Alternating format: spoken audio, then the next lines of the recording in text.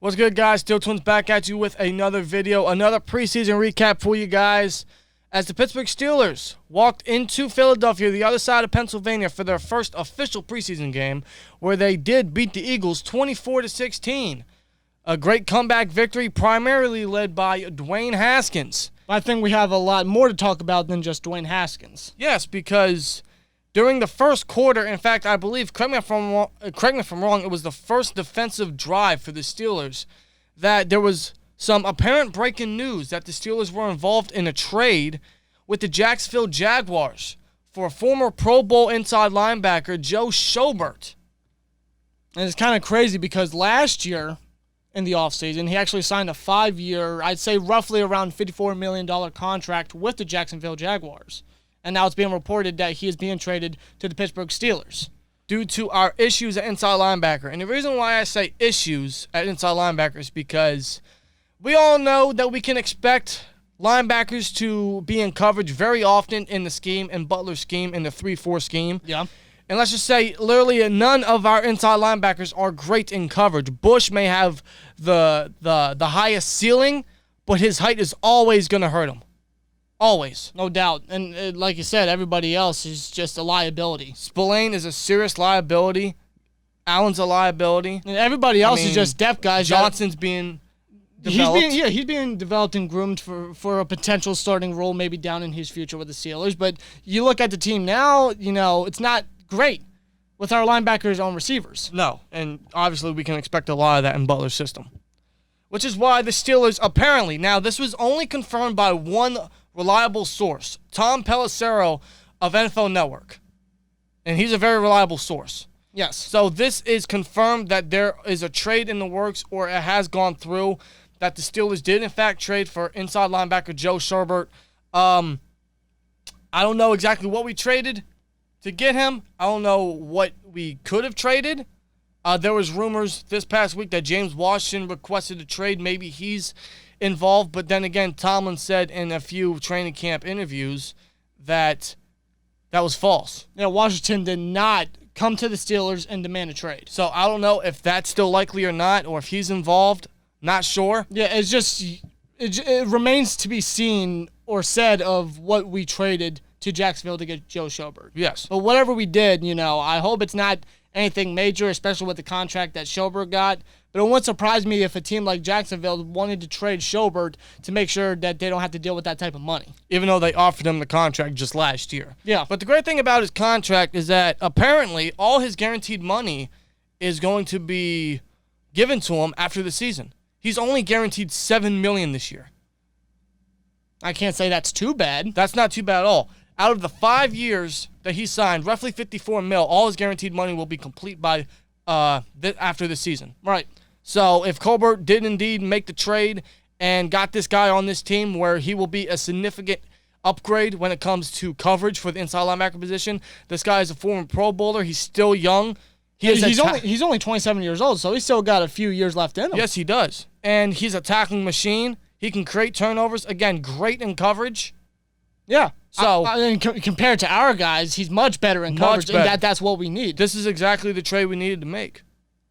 And Joe Schobert, man, welcome to the Pittsburgh Steelers if this is indeed true. I mean, so far, they're still working on the trade, but Joe Schobert, if he comes to Pittsburgh, massive upgrade when it comes to inside linebacker position. Yeah. Hopefully there are more reliable sources to confirm this within the next coming hours or days as we approach Friday morning. But, yeah, that would be a definite upgrade inside linebacker when it comes to coverage. And him and Bush will be a hell of a duo. Yeah, adding him to this already stacked defense, too. That just makes the defense even scarier. Absolutely. I'm actually excited for Schobert to be a part of this team, to be a part of this defense. Yes. To help us create turnovers and stop the run and all that kind of stuff. And just boost the inside linebacker position. This guy's a great linebacker. Yeah. Altogether, man. But outside of that, man, the preseason game. I guess we'll start with the offense. Mason Rudolph got to start again. It was very similar to what we saw last week in the Hall of Fame game against Dallas with the quarterback rotation and the running backs. Najee got some time today. I guess we'll start with Najee. There were some big plays he made where he got, yardage. He got up the field. There were some actual big gains from Najee. Yeah. But most of that was taken back due to holding penalties due to the offensive line, in which we actually saw some projected starters Chuck Okorafor at left tackle, who I will say did not look great tonight. No, he didn't. Did not at all. Rashad Coward, who was a free agent we signed, got first-team reps. I don't expect that to last. Hopefully not, because he is not great at all. No, when I saw him play in this game, he got pushed around a lot. Yes, he did. And that's something I don't want to see on our offensive line. I don't want to see big offensive linemen be pushed around by other big guys. I want them to hold their own. Not at all. Kendrick Green got to start at center again. He got a little bully. He got a nice little welcome to the NFL, but I think he'll just continue to improve as the weeks go on, as he, adjusts to the NFL landscape. We saw Trey Turner today, and Joe Haig got to start at right tackle again, as Banner is still not in the lineup yet, even though I think he should be fully back healthy very soon. Yeah, hopefully. As he tore his ACL week 1, Bush tore his ACL week 6, I believe, and Bush actually played today.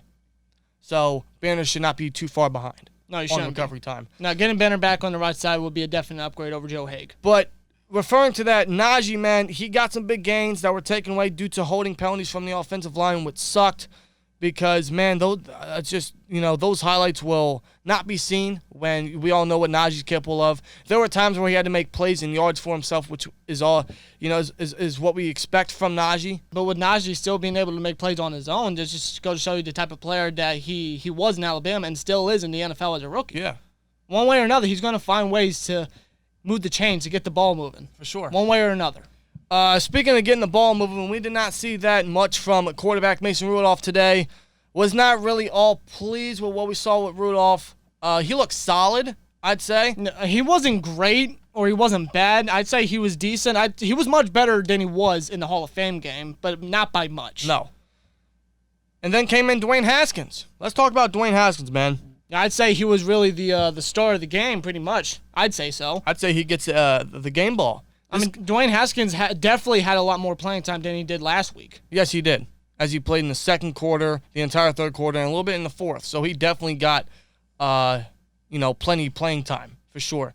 But within that playing time, he led the Steelers to 4 scoring drives, 3 of them being touchdowns. One of them was a touchdown pass on a hard count, which led to a free play, which saw a wide-open Anthony Johnson in the end zone. Great play from Haskins. 2 of the other touchdowns were run in at the 1-yard line by Anthony McFarland and who was the other back? I believe it was Jalen Samuels. I believe you are correct. So it's good to see the Steelers actually punch the ball in at the 1-yard line for once. That's refreshing. Yeah, it is. And the other drive was a field goal, which put the Steelers, they were down 13-0. And then Haskins came in and they led 24-16. Yeah, after being down 13-0. So Dwayne Haskins led this team to a very nice comeback, a 2-score comeback, and gave us the victory in Philly, which I can't tell you was the last time we actually won in Philly. Even though it's a preseason game, it don't count. It still counts to me. Yeah, just seriously. saying. But and just like the comeback, it doesn't count because it's preseason. But it's nice to see how Haskins has grown since how he was with the football team and even last week. He definitely played a lot better. A hell of a lot better.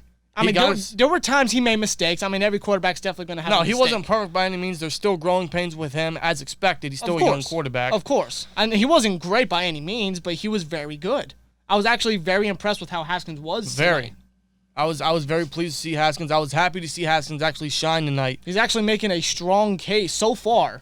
He's still got 2 other preseason games to play in, but as of right now, he's making a strong case to potentially take over the number 2 role for the Steelers. Right. That's everyone's hope, but I don't think that's going to happen unless Colbert trades Rudolph, which is not out of the realm of possibility, especially with the quarterback injuries going around the league. Yeah. And, of course, preseason still to come around.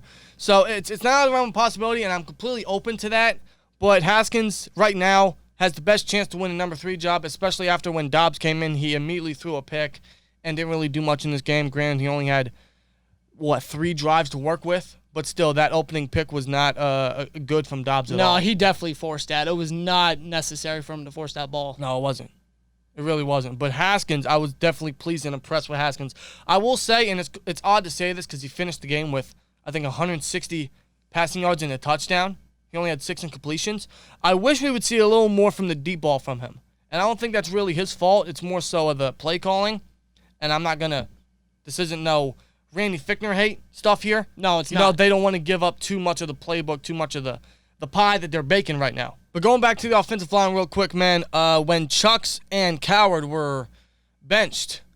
I don't want to say benched. More so relieved. They were relieved by Dan Moore and Kevin Dotson, who played in the second team. He's actually been getting second team reps in camp. Now, I'm going to assume this is just because they're trying to ease him in due to the injury. There's been reports Tomlin has, he said he hasn't earned first team reps. Maybe that's due to the lack of time he's had in camp due to the injury. But, it's good to see him actually get some playing time, get some time with the line, whether it's first or second team. But it's no doubt Dotson's a hell of a lot better than Coward. He needs to start on that left side.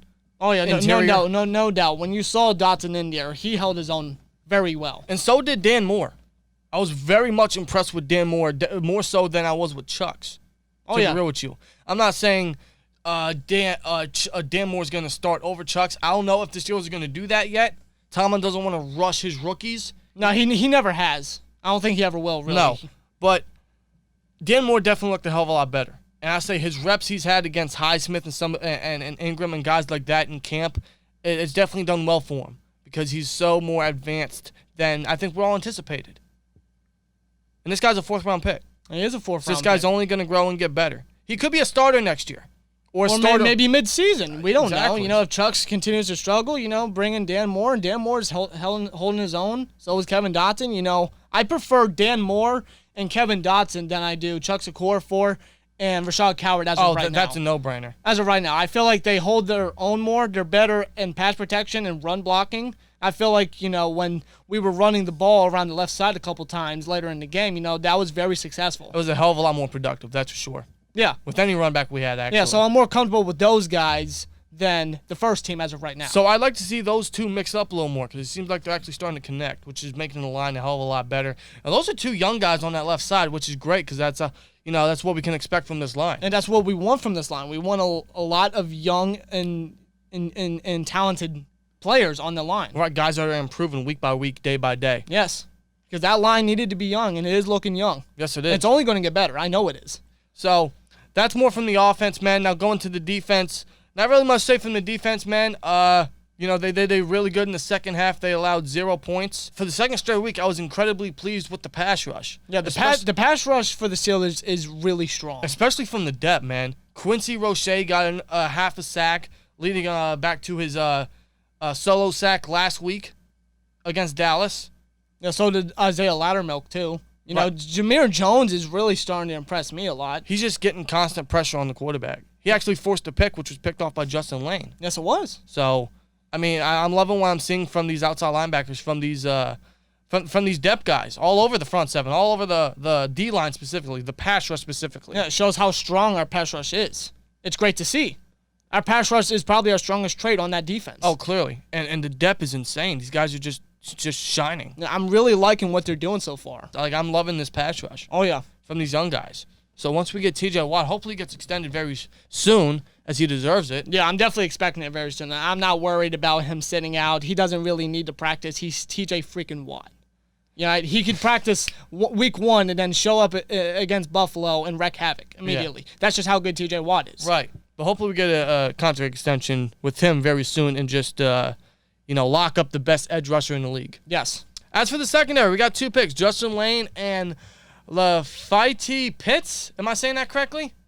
I have no idea. But nonetheless, we apologize if we mispronounce names. You guys know we're terrible with names, but he did get a very handy pick in there. Young guys are making picks, causing turnovers. Good stuff from the defense, man, this week for sure. Yeah. But I like what I saw from this game, man. A lot of stuff to take away with the Schobert news and Haskins really shining. Again, too early making an assessment on most of these guys. I love the jump we saw from Haskins compared to last week. I think it's still too early to say anything about him being a number 2 or all this or Ben's primary backup. As much as we want to say that, I'm not trying to get too overwhelmed over one great game from Haskins. Yeah. We need to see more. There's still 2 more games. We host the Lions next week on Saturday night. We got to see more. I was actually hoping he was going to start that game. In fact, Ben Roethlisberger will get his first taste of the preseason next week. Hopefully the line protects that man. Yes. Seriously. You're gonna need to protect that man, all right? You need to. Honestly, that next week against the Lions is going to give us a little taste of kind of what we can expect. In a way. But honestly, with Ben playing a little bit next week, I don't anticipate a lot, but a little bit, you better put Dotson in that left guard. Honestly. Yeah. Just to boost up that left side of the O-line because that's Blenn's blind side, and Blenn is incredibly precious. Yeah. Like, seriously.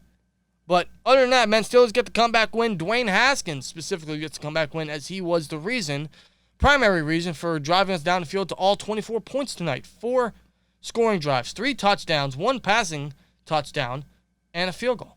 So good stuff from Haskins, man. Yeah, very impressive. And there's still room for improvement for a lot of these guys, not just Haskins. A lot of our other depth guys have really been stepping up big time so far in preseason and training camp. I would actually hope that Haskins relieves Ben next week. I don't think it's going to happen, but that's my hope. Just so that he can, get some time against slightly better competition and some more work with the ones. Yeah, because after this game, you definitely want to see if Haskins can be consistent with this. Because if he can be consistent with this, then you can be a little bit more, well-known if he can actually be capable of being the number 2 quarterback. Right, because I don't think it's out of their own possibility he takes the job away from Rudolph. Right, At first, I was a little hesitant because I'm like, he's still got to prove himself, make the number 3 job. But now, again, not trying to get too overwhelmed here, but now I don't think it's out of their own possibility. Yeah, I feel like we still got to see more of Haskins, though. We can already have a glimpse of what we can see from Rudolph in a way. Right. We need to see more of Haskins. So we'll see what happens next week against the Lions at Heinz Field. For sure. And one crazy thing about Haskins is because of him driving us down the field, getting scoring drives, is that we didn't see no Presley Harvin tonight. In fact, all the punts came from Jordan Berry, which he actually looked good. Yeah, but I still say that job goes to Harvin, though. Yeah, with Berry looking good, does he have any trade value? Any teams out there need a pretty decent punter? I'm just saying. We'll send him to you. Free shipping. Just saying. Maybe he goes with the Schobert news. I don't know. Maybe that's the case. That'd be great. I don't know. We'll see. We'll see what happens. But anyway, guys, let us know your guys' thoughts down below, man. Steelers get the comeback victory. Good stuff, man, from the young guys. Hopefully they can continue to improve as they return to camp this week and pretty much stay home. Return home, actually, as they host the Lions next Saturday night. That should be interesting. See Ben in there, some of the ones, see what we can kind of expect from the offense a little bit. Yeah. So let us know your guys' thoughts down below, man. We'll see you guys in the next one. Like, comment, subscribe, and we'll see you later. Peace!